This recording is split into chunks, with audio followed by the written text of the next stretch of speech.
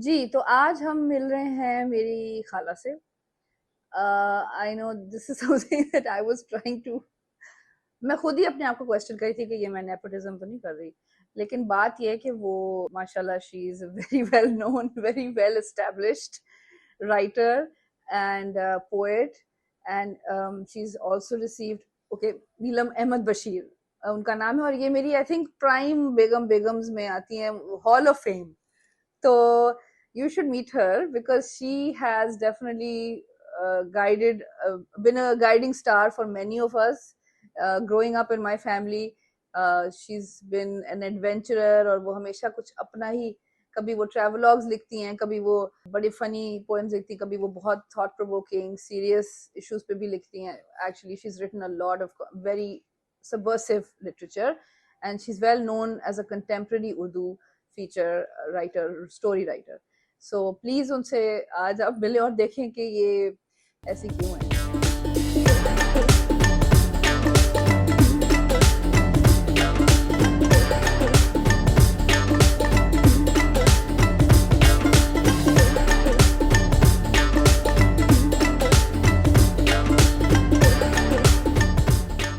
This is a special episode because I'm talking to my khala, who is known, a well-known writer and a poet and intellectual and literary activist, I would say, who is looking for stories all the time and yeah, pushing the culture, helping amplifying the culture for us. And I thought it would be interesting कि हम लोग कुछ आज मेरी खाला से बात करें. और इससे पहले कि कोई मुझे क्रिटिसाइज करे, मेरी खाला बहुत इंटरेस्टिंग है इसलिए मैं कर रही हूँ, वरना वो अगर कोई नेपोटिज्म की बात है तो मैं क्या करूँ, मेरी खाला बहुत अच्छी है, इंटरेस्टिंग है, मैं क्या करूँ. ओके, सो आप भी प्लीज अपनी खाला का इंटरव्यू कर लें अगर वो इंटरेस्टिंग है. जरूर. सही है. जिसकी खाला आए मैदान में मोस्ट वेलकम है. क्या जी, एग्जैक्टली, खाला है सबकी वेलकम, प्लीज.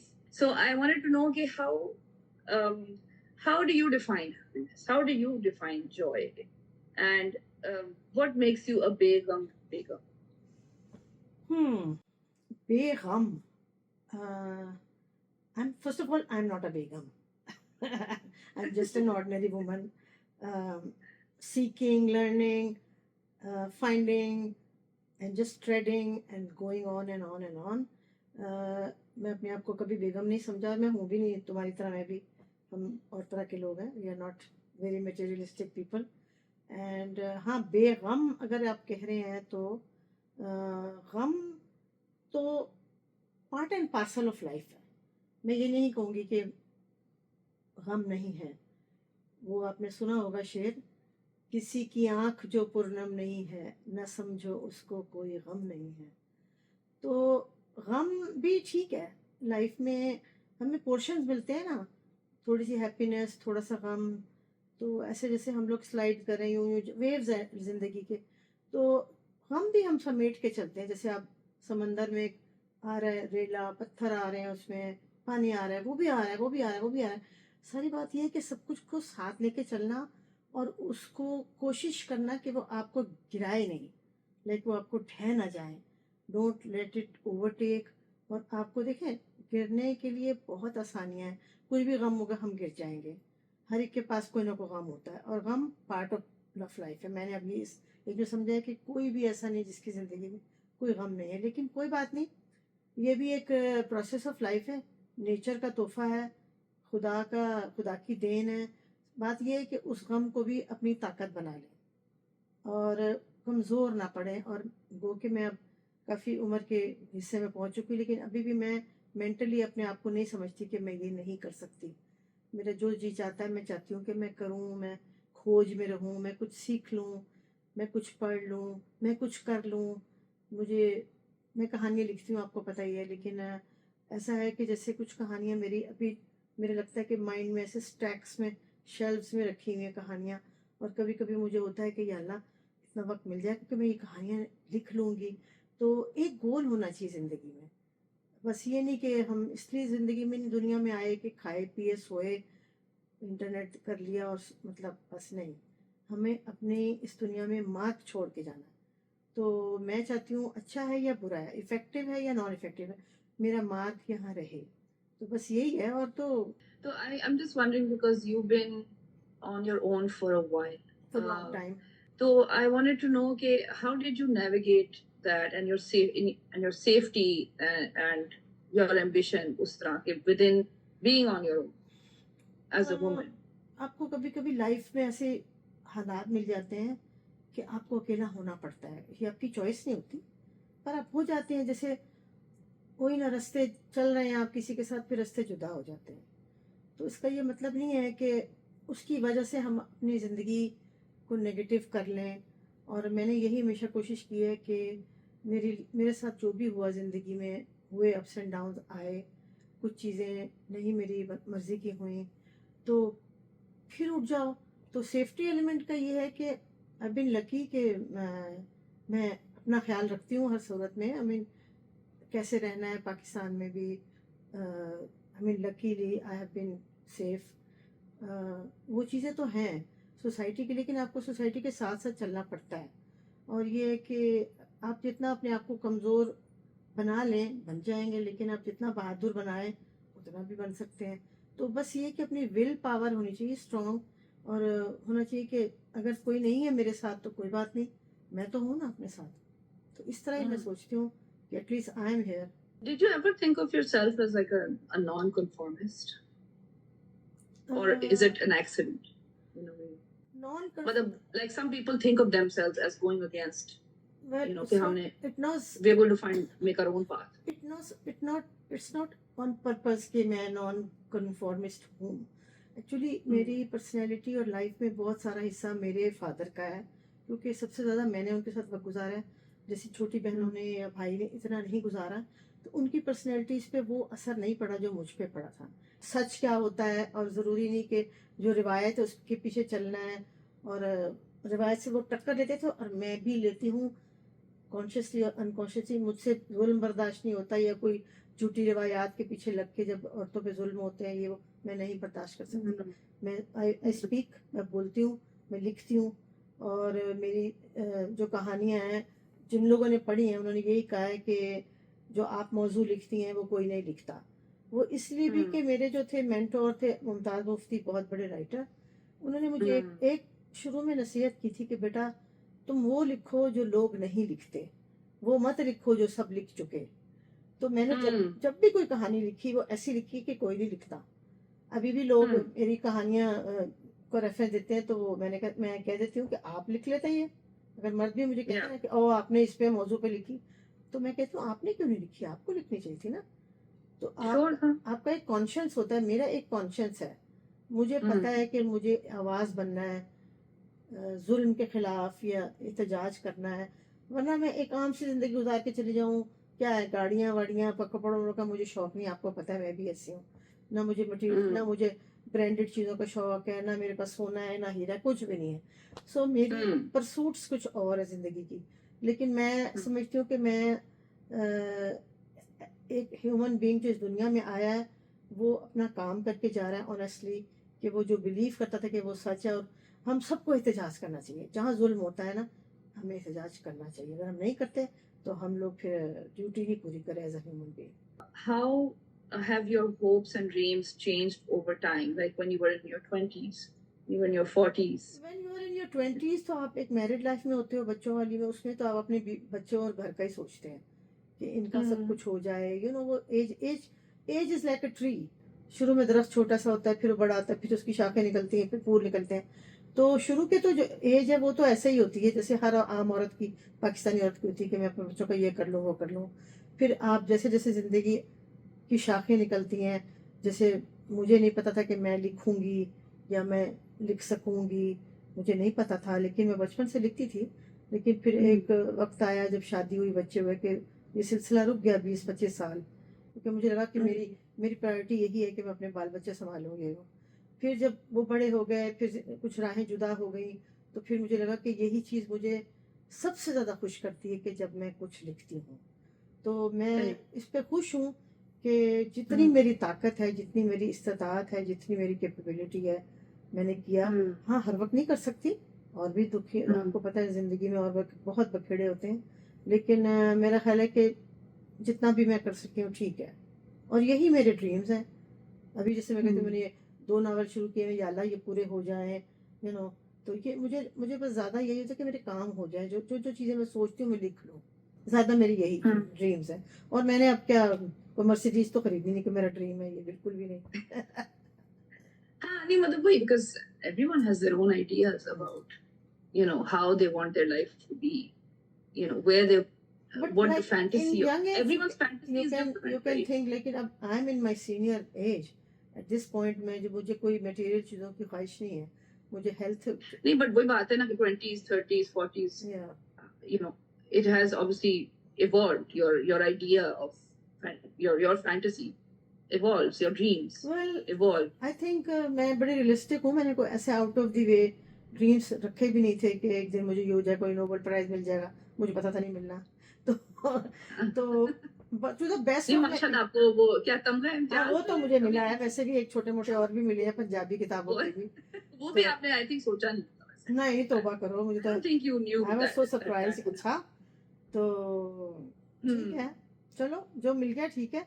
अभी भी हम्म काम कर रहे हैं, बस काम, हर औरत को काम करना चाहिए, कोई ना कोई काम, चाहे कुछ भी हो, चाहे वो कपड़े बनाए, चाहे वो पेंट करे, चाहे वो नाचे, चाहे वो गाए, कोई काम अपना हो कि ये मेरा काम है, या लिखे या पढ़े। या बस हम अपने बात बाल आई बच्चों को थिंक वही मसला है कि सो व्हाट औरतों के लिए कहना इतना इजी नहीं होता. नहीं होता, नहीं इवन होता, दो हमारी सोच नहीं होता. I mean a man can say it and he can नहीं। सो break व्हाट it. इस तरह नहीं कि आप कोई जिम्मेदारी पूरी ना करें, मतलब होता है कि बहुत बड़ी नहीं मतलब consequences जो है हाँ, ना हमारे पे I think as a society women have a big burden कि वो हर वक्त एक consequence आपके सर पे नहीं वो होता तो है कि हमें वो हम क्या सोचते कहेगा, हैं कि फलां क्या कहेगा, ऐसे तो हो गया फलां तो क्या, फिर ऐसे हो जाएगा. हाँ, हाँ या मेरा दुपट्टा सही नहीं हुआ तो क्या हो जाएगा, एग्जैक्टली वही फजूल मैं कह रही चीजें हूँ हैं ना ये कि वो सारी। so what हाँ, is a hard वो thing, वो a वो hard बिकॉज philosophy. वो उस तरह के आदमी थे, वो एडवेंचर्स करते थे, वो रिस्क टेकर थे, तो उनको नहीं लगता था, लेकिन हम एज विमेन हमें सोचना पड़ता है इन चीज़ों पे भी ना,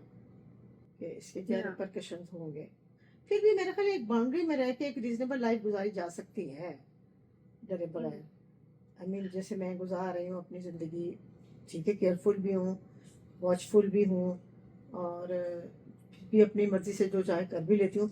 मेरा ख्याल है कि अपनी मर्जी से चीज़ें करना की आज़ादी ना हमारी सोसाइटी में औरत को दी नहीं जाती, और वो बहुत बड़ी Hmm. ब्लेसिंग है, क्योंकि हम नहीं कर सकते। जब हम फिलहाल के बारे में सोचते हैं, वो यूं चाहेगा, वो यूं कहेगा, वो नहीं हमें Hmm. करने देगा, तो हम Exactly. Yeah. रिस्पॉन्सिबल औरतें हैं, and we know what to do and how to do it. तो ट्रस्ट आवर जजमेंट, हमें भी तो ट्रस्ट करो कि हम सही फैसला करेंगे। ये That's what I mean. हाँ ये कि नहीं ये दिया हमें जाता अपॉर्चुनिटी। जरूरत जो है ना औरतों को जरूरत क्या पता, इनको तो समझ ही नहीं है, ये गलत वो कर रही हैं, ये बाहर जा रही हैं, भाई हमें नहीं पता, हम बेवकूफ़ तो नहीं है ना। तो ये हम्म हमारे थोड़ा सा लेट गो करना चाहिए इस तरह से ना, थोड़ी सी ढील, ऐसा रस्सी ढीली करें तो। लेकिन हमारी सोसाइटी में बड़ा मुश्किल है तो पाकिस्तान we में। this is I mean it's not the thing is कि ये सारा सिस्टम सिर्फ औरतें नहीं सिर्फ आदमी नहीं औरतें भी they perpetuate the system actually of ये औरत मर्द की जो बात ही नहीं, ये तो especially हमारे yeah. सिस्टम की पेट्रियार्कल सिस्टम है, पिदरशाही Exactly. उसमें इस तरह ही Yeah. होता है। औरतें Yeah. जो है महकूम होती हैं, अगर नहीं भी जंजीरों में तो भी महकूम है वो, उनको चलना पड़ता है उनकी मर्जी से। तो ठीक है, हर बंदा नहीं कर सकता, लेकिन अगर वक्त पड़े और करना पड़े तो कर ले।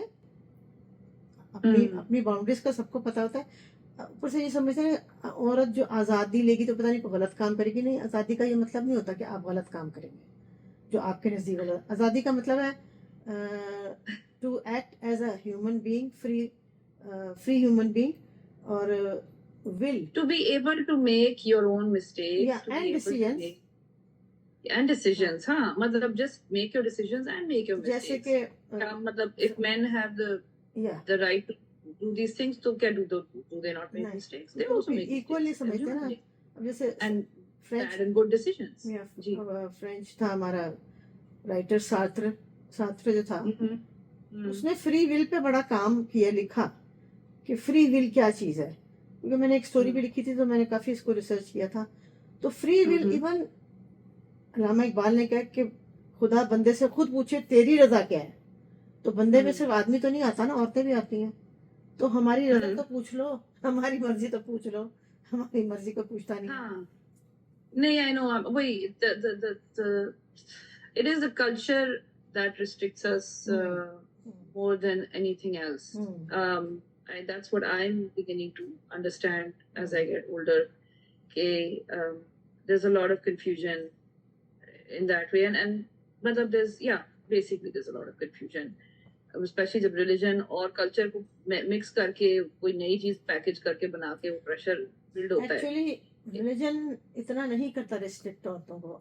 Exactly. अगर हम रिलीजन फॉलो करते हैं तो वो सऊदी अरब को देखते हैं ना हम, क्योंकि वो तो हमारे घर माई बाप है रिलीजन के, तो वहाँ तो काफी आजादी है और मल्टीपल मैरिजेस होती हैं, और जब अपनी फ्री मर्जी से करते हैं लोग एक को छोड़ के दूसरे. तो ये तो हमारा तो कल्चर हिंदुइज्म से इन्फ्लुएंस है ना. सती सिंड्रोम हमारे साथ चिपका हुआ है कि कुर्बान होना है, हमने सती हो जाना है. तो हम लोग क्योंकि we have been living together for centuries and centuries, तो we also have the same पता है कि हमारा जो एक बादशाह था आलमगीर सेंचुरी जब, उसने 40 दिन कुछ मुल्लाओं को बंद कर दिया था. उनको कहा था कि फतावा, उसका नाम था फतावा आलमगीरी, एक फतवे निकाले जिसमें ये सारी चीजें फिका के हवाले से पता लगे कि क्या ड्यूटीज औरत की. तो उसमें ये आया था कि जब फतावा आलमगीरी, उसमें ये आया था 40 दिन बंद हो गए थे मौलवी एक जगह पे, कि औरत के जिम्मे कुछ भी नहीं है करना, हत्ता कि जब वो घर का भी खाना पकाती है तो मैन हैज टू पे हर, इट्स नॉट हर ड्यूटी. ये उस फतवे में आया है. और अगर आपके बच्चे ये मैंने गांधी साहब का भी एक देखा था वीडियो, जिसमें उनको किसी ने कहा कि कोई फर्ज है एक शादीशुदा औरत पे. एक्चुअली आप औरत जब आप ला रहे हैं ना अपने घर में, तो वो आपके लिए बच्चे पैदा करे, आपका खाना पकाए, वो तो आप शुक्रिया अदा करें उसका कि वो आपकी लाइफ चला रही है. कर रही है, शी इज डूइंग समथिंग. हाँ, लेकिन एक ड्यूटी और फर्ज के तौर पे कुछ है औरत पे, आप उन्होंने कहा नो नहीं है ना. इन चीजों को क्लियर करने की जरूरत है. So strange to hear this when you. Well, I know about this. I know, but from an Islamic, from a scholar, because हमने as a culture हम ये नहीं सुनते. As a culture हमारे घरों में आंटियां खालाएं वगैरह, फूफियां, whatever, ये जो हमारे घरों में बातें होती हैं उसमें हम ये बातें तो कभी भी नहीं सुनी हमने ना. देखो, अगर इस्लाम की बात करनी है, इस्लाम पढ़ता तो कोई है नहीं, बस सुनाइए मौलवी ने ये कह दिया, मौलवी ने स्टडी नो, वो इस्लामियत में ये थोड़ी पढ़ाते हैं, उस वाले नमाजें रोजे पढ़ाते हैं, उसमें ये थोड़ी पढ़ाते हैं स्कूलों में कि बेटा ये तुम्हारी को इंडिपेंडेंट राय होती है ना. जी ना, ये नहीं होता, अपनी मर्जी का. Marriage is such a major part of our faith, and I mean in the way that बात जब उसकी होती है कि it's a major component, a building block of society. But the thing is कि we have like no understanding of these relationships. In terms of हमें educate नहीं किया जाता growing up. I mean हमारा education यही है कि भाई या तो ये कि आप बेटा जनाजा ही निकलेगा उस घर से, मतलब ये तो इस लेवल पे है कि तुम जा रही हो तो फिर अब मर के ही आना वापस, मतलब वापस नहीं आना. ये है, या फिर इट्स कि वही, I mean like we don't understand our rights. वो जो चीज है ना जनाजे वाली, वो भी इसलिए होती थी, अब तो खैर नहीं होती इतनी, कि देखो सीधी सीधी बात है, मैं तो ये मानती हूँ हर चीज की बेस इकोनॉमिक्स है. ठीक है, जब माँ बाप अपने सर से अपना एक हिस्सा दे देते हैं और आदमी को जाओ इसको पालो पोसो यूज करो जो मर्जी बच्चे बनाओ, तो वो नहीं चाहते दोबारा उसको लेना. अगर कुछ हो जाता है, they don't want to take that responsibility back, कि लो लड़की फिर आगे इसको भी पालो इसके बच्चे पे, तो इसलिए कहते थे कि जनाजा ही निकले ताकि उधर ही रहो. लेकिन वो जमाना ऐसा था, वो वक्त ऐसा था कि औरतें टोटली फाइनेंशियली खावन पर डिपेंड करती थी. अब नहीं ऐसा होता.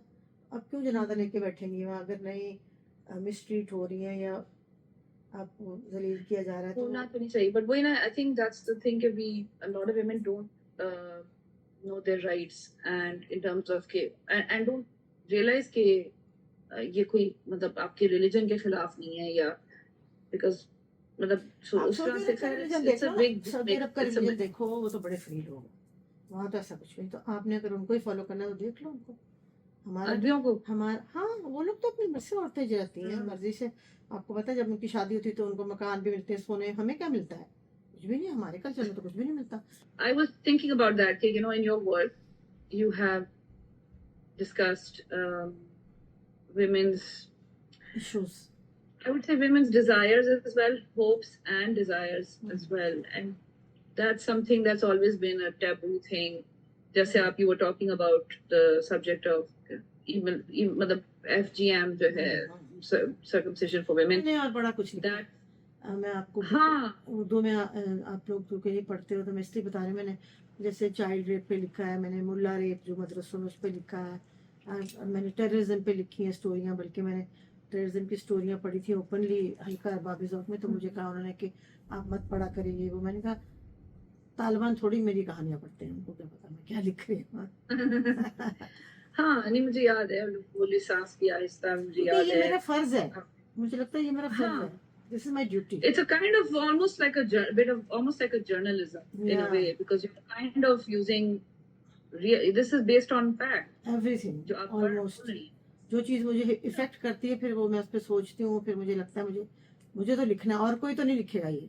Even man don't write that, मैं लिखती हूँ। वो भी मजे की है वो जो अम्मा पढ़ती है ना पोएम, पुराने वो फनी जो है फ्लेम के हाँ। बारे में थी ना कि a woman meeting her old flame in some हाँ पेंशन दफ्तर में। मैं फनी पोइट्री भी लिखती हूँ पेंशन के दफ्तर में। एक्चुअली मैं तो पता है हम लोग सारे बड़े इसी तरह सुनाए वो मुझे आपसे अच्छा, तो मैं काफी फनी पोएम्स लिखती हूँ, मेरी और भी बहुत है, तुमने सुनी होगी कोलंबस का अमेरिका का, वो भी सुनी होगी। हाँ, ये सारी मैंने फनी पोइट्री काफी लिखी हुई है मैंने। तो मैं कहती हूँ जो लोग हंसे, इसलिए लिखती हूँ कि लोग हंसते हैं तो मुझे अच्छा लगता है। I want people to be happy, smile. And they're also based on truth. I mean, how many? वो it was funny वो जो आपकी थी, क्या नाम था उसका पोएम का? वो जो ओल्ड फ्लेम वाली थी। दिल में कैसे कैसे खंजर लगते हैं, कल के आशिक आज के बंदर लगते हैं। वही ना, जब बंदा हो जाता है बुढ़ा तो कहते हैं ये क्या कहते हैं, इससे दिल लगाया था, मतलब ये रियलिटी ऑफ लाइफ। जरूरी नहीं कि ये सब सच हो, लेकिन ये चीजें पास होती हैं लाइफ में से, गुजरते हो आप कहते हो अच्छा ये बंदा मुझे परसों तो अच्छा लग रहा था, आज तो बिल्कुल भी अच्छा नहीं लग रहा। तो ये सब चीजें होती हैं, तो मैं थोड़ा सा इसमें ह्यूमर भी जरूर लिखती हूँ। मुझे लगता है कि humour is very important to live. जब आप लाइफ इतनी सैड और इतनी मुश्किल होती है, ह्यूमर से आप थोड़ा सा ना जिंदा आप हिलते हैं, आपको थोड़ा हिला देता है अंदर से, तो आपको मूव करता है। तो मैं जब औरतों की महफिलों में होती हूँ, ये वो कहते हैं तो मैं सुनाती हूँ, औरतें हंसती हैं, मुझे अच्छी हंसती हुई औरतें मुझे बहुत अच्छी लगती है। That can be my tag line. मैं चाहती हूँ औरतें हंसे, खुश हो, कहके लगाए, खुल के नाचें गाएं, जो उनके अंदर है वो अपने करें। Why is it so hard to be free as a woman? Yeah. And express yourself freely as a गलत है ना ये, मतलब वही बात है कि जैसे इतने सदियों की दबा दिया गया है कि ले सांस भी आहिस्ता, भी शेर है ना एक, मेरी किताब का भी नाम है ले सांस भी आहिस्ता। आप सांस भी ऊंचा आवाज से ले सकते कि तुम्हारी आवाज बाहर ना जाए, सांस भी आहिस्ता लो, फला आ गया, छुप जाओ, डर जाओ। लेकिन बहरहाल अब शैकल्स टूट रहे हैं, क्योंकि अब औरतें अपने काम कर रही हैं, अब चीजें, अब मोटरसाइकिलें चला रही हैं पाकिस्तान में, विच इज गुड, और हवाई जहाज उड़ा रही हैं, पुलिस में हैं। मैं तो I am very much for progress. What can you do, life is not perfect ना, 100% तो अच्छा नहीं होता का सब कुछ। अगर कुछ अच्छा हो रहा है तो सब बुरा भी होगा। Just take it in a stride, ये तो करना पड़ता है। हमारी जिंदगी हमारी मर्जी पे नहीं चलती, हम उसके साथ चलते हैं। हमारी मर्जी पे नहीं चलेगी कभी भी जिंदगी कि मैं ये चाहती हूँ, ऐसा नहीं होता। आप जो जिंदगी आपके आगे जो सिनेमा चल रहा है ना, जो स्क्रीन पे, आपको उसके साथ चलना पड़ता है, शो के साथ साथ। लेकिन ये कि मैं कहती हूँ चलो जरूर, गिव अप नहीं करना कि बस अब मेरी तो जिंदगी खत्म हो गई, मैं मर गई, अब कुछ नहीं हो सकता। कुछ ना कुछ हो जाता है। I think women have a lot of resilience in general. Right? I know. I mean, I think so. They don't give up that easy. I don't think. क्योंकि नेचर ने उनको सिलेक्ट किया है ना चाइल्ड बेयरिंग के लिए, आगे से नर्चर करने के लिए। ये नेचर है हमारी। हमने तो जो हम बर्दाश्त करते हैं बच्चा पैदा करने की दर्द, वो मर्द को तो पता भी नहीं क्या होती है। ये आपको अंदर ही भर देता है, ये सारा जो ताकत भरता है ना। आप रात को भी जागते हो, आप अपनी परवाह भी नहीं करते, तो आप, क्योंकि आपने प्रोटेक्ट करना अपना बच्चा, ये हमारी नेचर है। उसकी वजह से फिर हम we become strong.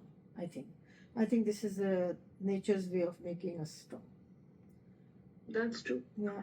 So thank you for, on that note, I think अभी तो बड़ी बातें रह गई There's so much to हैं. talk about. Actually, I I know know that अभी there's तो so much बहुत to सी talk about. बातें रह गई. I know अभी बहुत और चीजें हैं जिस पे हम बात और भी कर बहुत सारी चीजों पे हम दिल की भड़ास भी निकाल सकते हैं, लेकिन हम नहीं निकाल रहे नहीं हैं. नहीं, बड़ी अच्छी बात है. Keep it positive. Yes yes yes, ठीक है. Thank you. It's a And pleasure. I'm so glad that we got to do this because I wanted to. I mean, sure, हमारे लिए तो आप एक हमारी नीरव खाला है, लेकिन and these conversations we've had, these kind of conversations we've had all our lives with you. So, but I think it would be refreshing for some people, for many people, to hear your point of view. Thank you so much for doing this. Most welcome. Lovely talking to you. God bless you. Khuda Hafiz. जीते रहो.